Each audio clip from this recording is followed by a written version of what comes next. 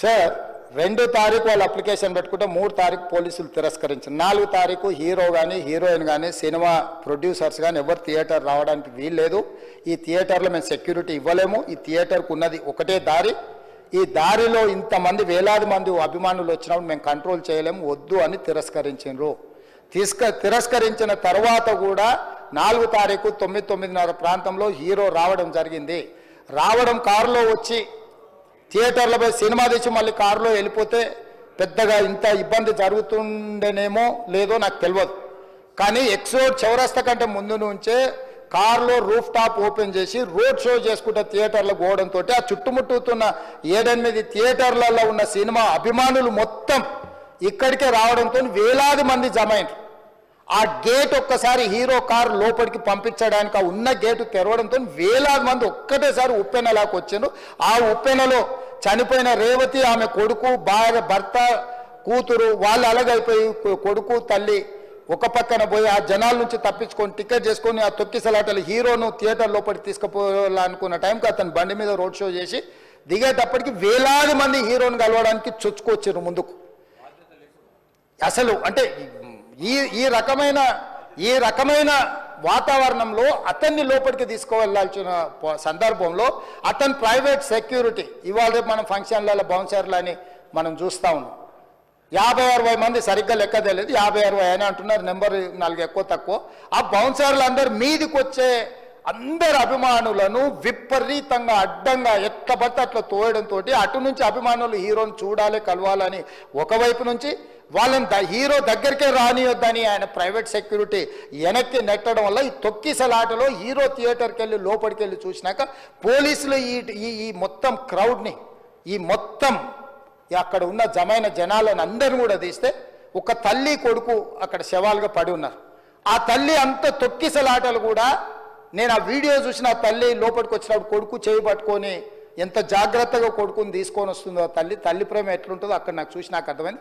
ఆ శవాలుగా మారిన తల్లి కొడుకు చెయ్యి ఇడవలే అధ్యక్ష, అట్లే చెయ్యి బిగ్గర పట్టుకొని పోలీసు వెళ్ళి చూస్తే ఆ తల్లి ఆ పిల్లగాడు ఆ తల్లి ఆ చెయ్యి వదలకుంటే కన్నబిడ్డను పట్టుకుని తల్లి చచ్చిపోయింది అధ్యక్ష. అట్లాంటి సిచ్యువేషన్లో పోలీసులు తల్లిని కొడుకుని హాస్పిటల్కి అక్కడ ఫస్ట్ ఎయిడ్ ట్రీట్మెంట్ చేసిండ్రు.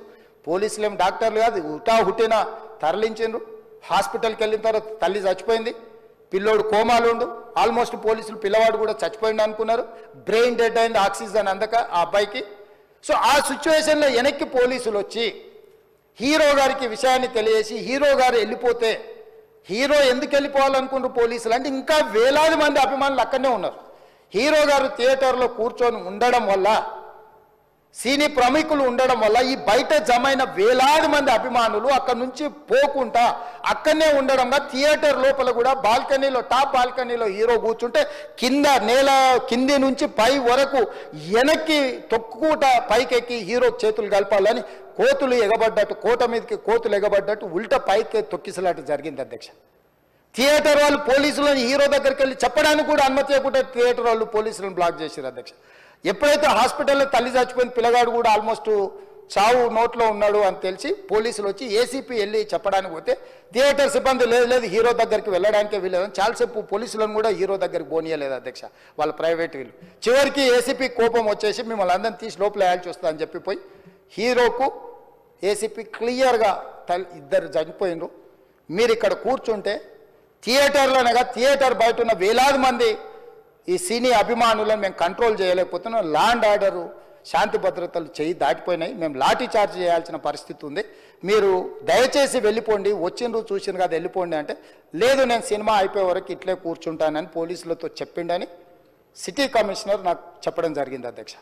అదేవిధంగా ఇంకా కంట్రోల్ కాకపోవడంతో అప్పుడు డీసీపీ పై అధికారి రంగంలో దిగి వాళ్ళ అందరినీ లోపల వాళ్ళ ఎంబడున్న అడ్డుకుంటున్న వాళ్ళను పోలీసులతో జరిపించి చక్కగా డీసీపీ పోయి హీరో గారికి బయట చనిపోయినరు, పరిస్థితి చాలా గందరగోళంగా ఉన్నది, మీరు ఇక్కడ నుంచి కదలాల్సిందే లేకపోతే మిమ్మల్ని పోలీస్ స్టేషన్కు తీసుకెళ్లాల్సిన పరిస్థితి వస్తుంది, మీరు ఇక్కడ నుంచి కదలాల్సిందే అని బలవంతంగా అతన్ని సినిమా మధ్యలో 12 గంటల సమయంలో రాత్రి 12 గంటల సమయం అట్టిగా ఆ సమయంలో అతను తీసుకొచ్చి బండెక్కిస్తే మళ్ళీ అతను రూఫ్ టాప్ ఓపెన్ చేసి మళ్ళీ చేతులు ఊపుకుంటూ రోడ్ షో చేసుకుంటూ అంటే తల్లి చనిపోయి పిల్లగాడు చావు బతుకుల మధ్యలో ఉన్నాడు, మీరు వెళ్ళండి అని వెనక్కి పంపిస్తే కూడా మళ్ళీ కారులో రూఫ్ టాప్ ఓపెన్ చేసి చేతులు ఊపుకుంటా అభిమానులను సంతోషపెట్టుకుంటా రోడ్ షో చేసుకుంటా అతను వెళ్ళిపోయింది అధ్యక్ష. పోలీసులు కేసు చేసిరు, కేసు మీద థియేటర్కి సంబంధించిన కొంతమందిని అరెస్టు చేసిరు. అరెస్టు చేసి 10-11 రోజుల తర్వాత పోలీసు హీరో గారింటికి వెళ్ళిండ్రు. మీరు కూడా కేసులో A11 మీ మీద కేసు ఉందని చెప్పడానికి పోలీసులతో దురుసుగా ప్రవర్తించిండు. మీరు ఆ వీడియోలన్నీ కూడా చూసిండ్రు. ఆ పరిస్థితిలో చట్టాన్ని అమలు చేసే పోలీసులు ఆల్రెడీ ప్రాణాలు పోయినాయి, ఒక నిరుపేద తల్లి చనిపోయింది, కొడుకు చావు బతుకుల మధ్యలో ఉన్నాడు. ఆ రోజు కోర్టుల కేసులు కూడా వస్తున్నాయి. కోర్టుకు కూడా మీరు విచారణలు ఏం చేసిండ్రని కోర్టుకు కూడా పోలీసులు జవాబు చెప్పాల్సిన పరిస్థితి ఉండే అధ్యక్ష. దాంతో మాట్లాడితే వాళ్ళు చాలా బాధ్యతారహితంగా సమాధానాలు ఇచ్చారని మా పోలీస్ సిబ్బంది చెప్తున్నారు. దాంతోనే అతన్ని పోలీస్ స్టేషన్ తీసుకెళ్ళారు అధ్యక్ష.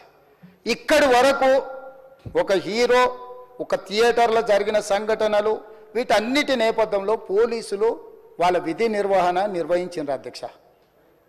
ఎప్పుడైతే అతను పోలీస్ స్టేషన్కు తీసుకెళ్ళిరో కొన్ని రాజకీయ పార్టీలు పైశాచికంగా ఎంత నీచంగా నన్ను తిట్టుకుంటా పోస్టులు పెట్టినరంటే, అంటే తెలంగాణ समाजంలో మలక్పేట్ बलाला साहब के कॉन्स्टिट्यूंसी के वोटर है, उन लोग मलकपेट के छोटे नौकरी, उसका नौकरी अकबर साहब वो 30,000 नौकरी करता है, उसके परिवार में कोई कमाई नहीं है, एक टिकट 3,000 रुपये में खरीदा, वो बच्चा उनका फैन है बोल के उनके परिवार 12,000 रुपये रखकर 4 टिकट खरीद के पिक्चर को गए.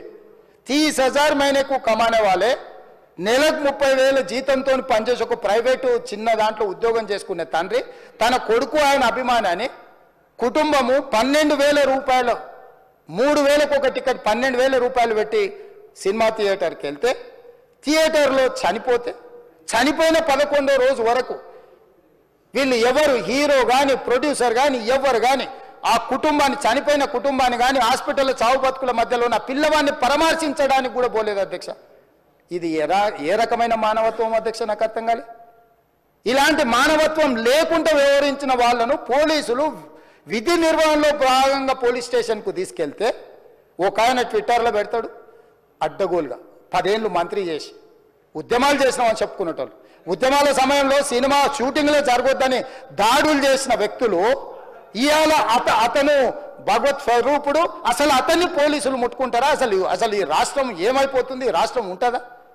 ఈ రకంగా రాజకీయ పార్టీలు అధ్యక్ష, రాజకీయ పార్టీలు ప్రజాప్రతినిధులుగా చనిపోయిన ప్రాణాల విలువ లేకుండా చావుకు కారణమైన ప్రత్యక్షంగా పరోక్షంగా అయిన వాళ్ళని పోలీస్ స్టేషన్కు విచారించడానికి పిలిస్తే కూడా అది కూడా తప్పుపట్టి ప్రభుత్వాన్ని బద్నాం చేయాలి, ముఖ్యమంత్రిని తిట్టాలని ఎంత నీచమైన భాష వాడింది అధ్యక్ష. యూట్యూబ్లలో మీరు చూడండి. నాకేముంటుంది అధ్యక్ష? ఏంది